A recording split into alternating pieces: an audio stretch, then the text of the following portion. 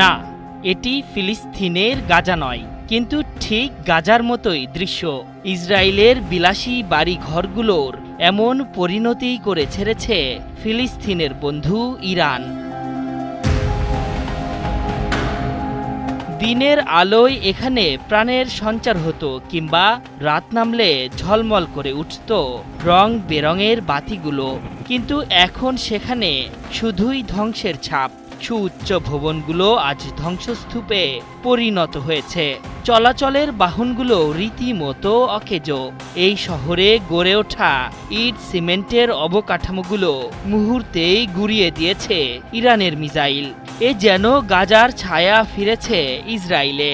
গাজাবাসীকে যে পরিণতির দিকে ঠেলে দিয়েছে বেনিয়ামিন নেতানিয়াহু, ঠিক একই পরিণতি যে ভোগ করতে হলো ইসরায়েলিদেরও। বার্তা সংস্থা রয়টার্সে প্রকাশিত ড্রোন ফুটেজে দেখা গেছে ইসরায়েলের প্রধান শহর তেল আবিবের দক্ষিণে বাতিয়ামে ভয়াবহ হামলা পরিচালনা করেছে ইরান। মূলত এই হামলাতেই এ শহর আজ মৃত্যুপুরীতে পরিণত হয়েছে।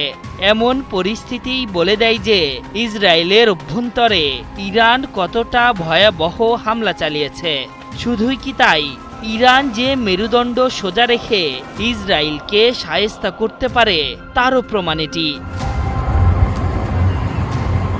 ইসলামিক প্রজাতন্ত্রের ভূখণ্ডে হামলার প্রতিশোধ যে তীব্র থেকে তীব্রতর হবে সেই ইঙ্গিত আগেই দিয়েছিলেন ইরানের সর্বোচ্চ ধর্মীয় নেতা আয়াতুল্লাহ আলী খামেনি। রয়টার্সের প্রকাশিত সেই ফুটেজগুলো বেরিয়ে আসতেই খামেনির সেই প্রতিশ্রুতির প্রমাণ পাওয়া গেল। ইসরায়েলের গর্ব আকাশ প্রতিরক্ষা ব্যবস্থা আয়রন ডোম ভেঙে চুরে তাদের ভূখণ্ডে আছড়ে পড়ছে একের পর এক ব্যালিস্টিক ও হাইপারসনিক মিসাইল। আর তাতেই চোখের সামনে নরকের দেখা পাচ্ছেন ইসরায়েলিরা।